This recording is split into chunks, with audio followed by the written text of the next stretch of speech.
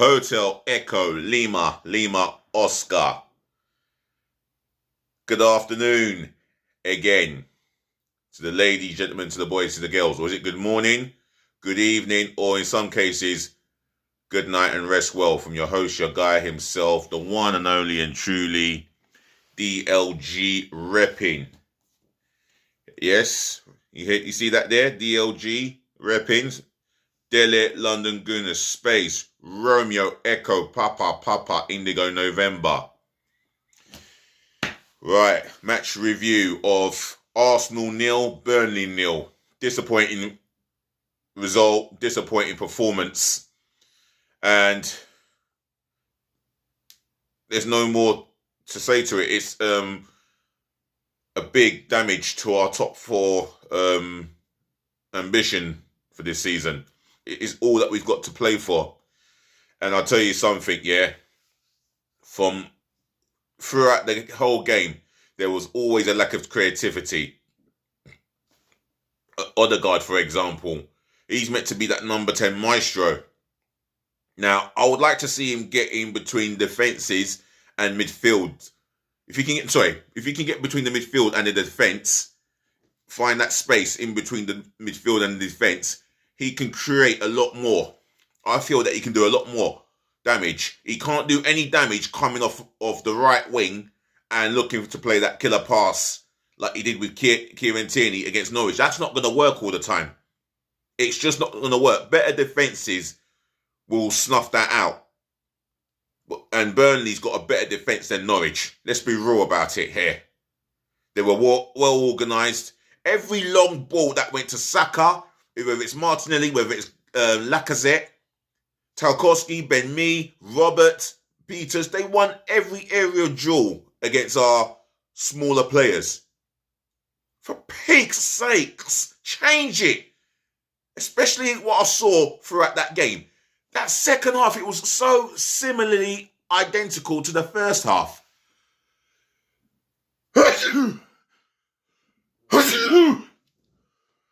Excuse me. It was so odd. Excuse me. It was just so similar to what I saw in the first half. He needed to change it. He needed to be bold and brave and go, you know what?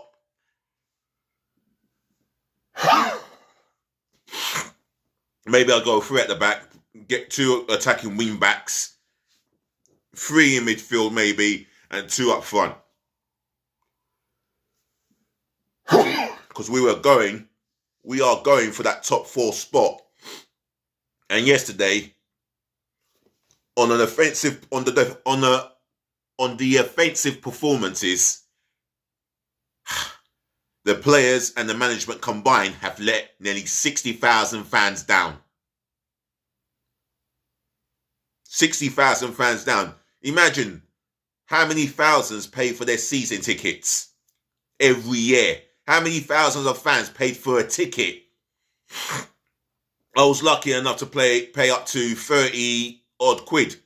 Some paid 50. Some were unlucky enough to pay 90.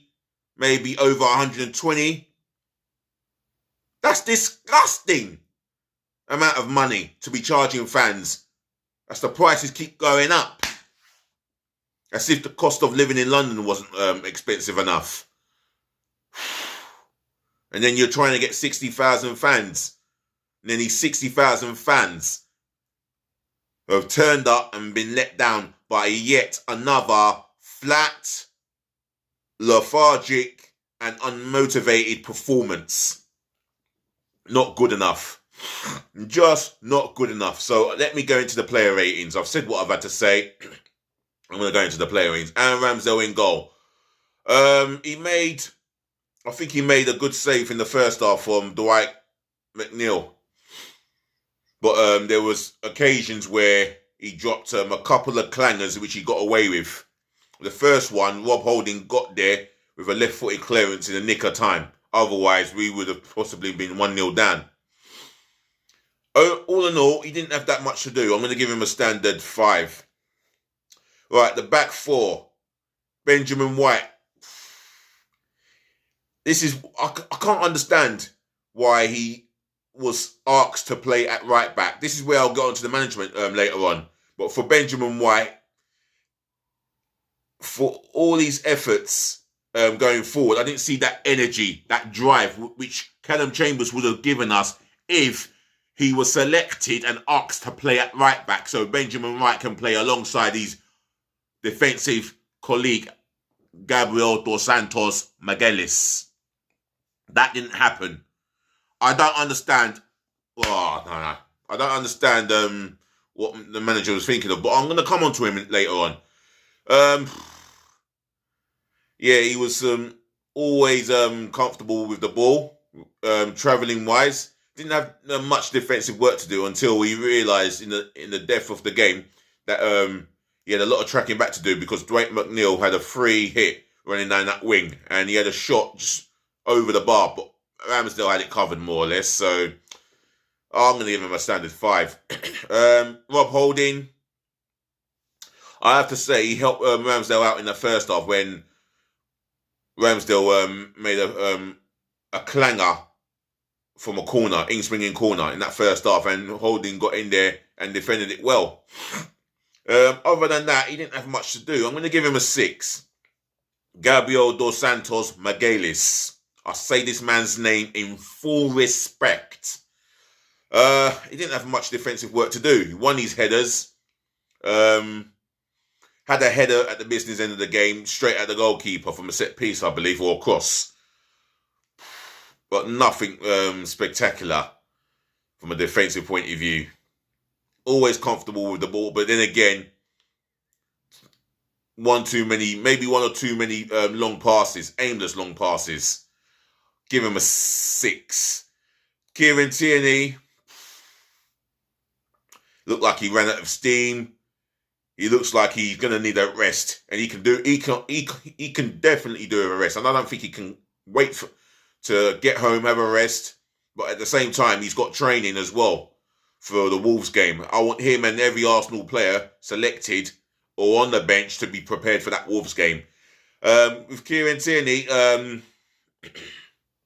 crosses, yeah, there were times in that first half he struggled to beat the second man, or the first man with his crossing. Maybe the second man. I didn't think his crosses were effective enough. And defensively, well, he had a header that he had to deal with in the first half, which was on him. So he had to deal with it and make sure he puts it in a safe area. The safest area is just to concede the corner. Other than that, no, not one of his better games. I'm going to give him... I'll tell you what, I'm going to give him a 4. Not for me. Midfield, Albert Sambi Mboyo Lokonga. Albert Mboyo Sambi Lokonga. Now, for me, on the ball, he was very comfortable, confident with the ball at his feet. He did always look forward pass, and that's what one of the things I respect about his game. He always looks for that forward pass, but there was a moment in that second half he gave away a sloppy corner, and that's all to do with not using your eyes. He wasn't looking. I don't know what he was looking at. I'm going to give him a 5.5. The midfield 4 in front of him. Bukayo Saka. He did give Peters the runabout. Skip past him in the first half. But again, whenever he was looking up here, there was no striker in the box, and he tried everything he could. I thought he gave an effort there. I'm going to give him a 7. Martin Odergaard. Now, for me, whenever he received the ball, he was always on the right wing. We need him to receive the ball in an area of the pitch where he's in between the midfield and the defence. Once he gets into that habit, and gets himself into that gap with the ball at his feet, that's when we can start to believe that we're going to see the best of him. And for me, we didn't see that too many times. He wasn't too bad, but definitely not one of his better games. I suppose with his set piece, he was unlucky not to score from the set piece, which just went over the bar in the second half. 6. Emil Smith-Rowe, unlucky not to score from that corner in the second half. It was well worked. Good save by Pope there. I'll give him that. He made a couple of good saves. In fact, Martin Odergaard drew a good save out of him in that first half, as I remember. But other than that, I'll have to give Emil Smith-Rowe a 5.5. Martinelli, again, yeah. He was effortlessly effective. Calls them their right back home. All ends of problems. Kept going. He never stopped running with or without the ball. And that's what I love about Martinelli. I'm going to give him a 7 for his efforts. Lacazette, well, he's like a number 10. Seriously. You know, when Martinelli's going at the right back and beating him for pace and putting the ball in, where the hell is Lacazette? He's nowhere to be seen. That's not a number 9. He's not a number 9 anymore. As age has got to him yet, he's slowing down. He hasn't got that yard of foot or yard of speed anymore. For me, I can't wait till we see a new striker. When is it going to happen? Well, when it does happen, I'm going to be delighted in that area because him, he needs to be replaced. He hasn't got the drive, the desire, the fight to get into that penalty area looking to score us goals. And for me, again, his hold-up play was not too bad. His link-up play was not bad. Had a slice shot in the first half, and second half, he missed a gilt-edged chance. It was basically more or less an open goal, and he has, a man of his ability, he has got to score. And watching the highlights, that second half miss, which was the open goal, I think Shearer I think it was Alan Shearer or Jermaine Jane. I don't know who analysed it. It was Jermaine Janus or the other guy. They analysed it. His run gave the defender an opportunity to put him off when he should have ran the other side. Nah, 3 for Lacazette. Right, my substitutions. Right, let's look at the substitutions. There were 2 substitutes made. Emil Smith-Rowe came off for Eddie Nketiah. Ineffective. He's on the left, and apart from running on the outside of the defender, there was no end product. That's all it was. Yeah, that was the only moment he had in that game. Other than that, 4. Who else came on? I don't think there was another player that came on. Nuno Tavares never came on. We had...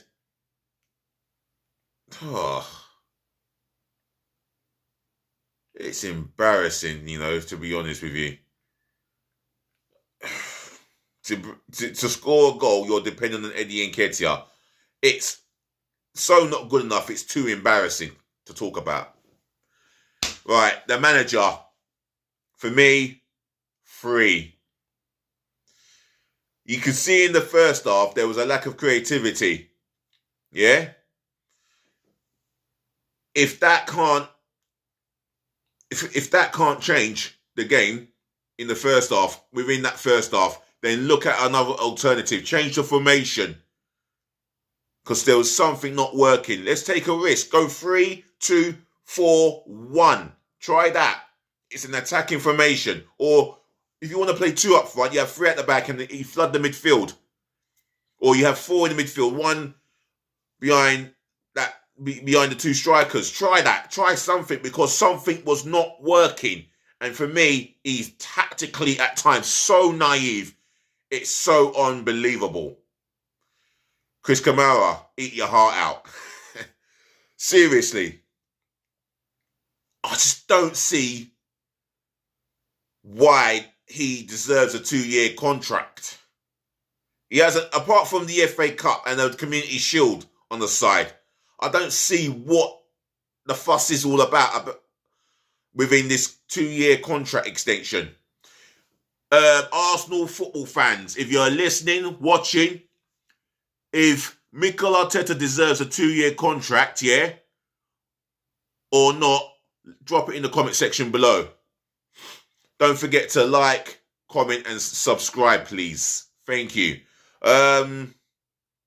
Again, there was a moment in that second half, I didn't see him out on the touchline.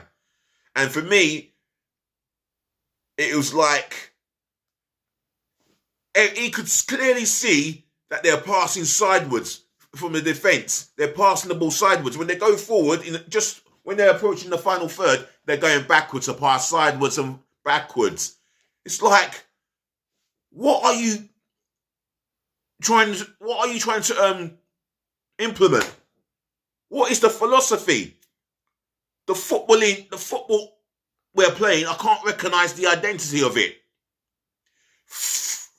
Have a free. The referee, he allowed the game to flow. He allowed a couple of challenges to flow by. Well, I'll give him a 6 to the referee. Weren't too bad. I'll give him 6.5, to be fair.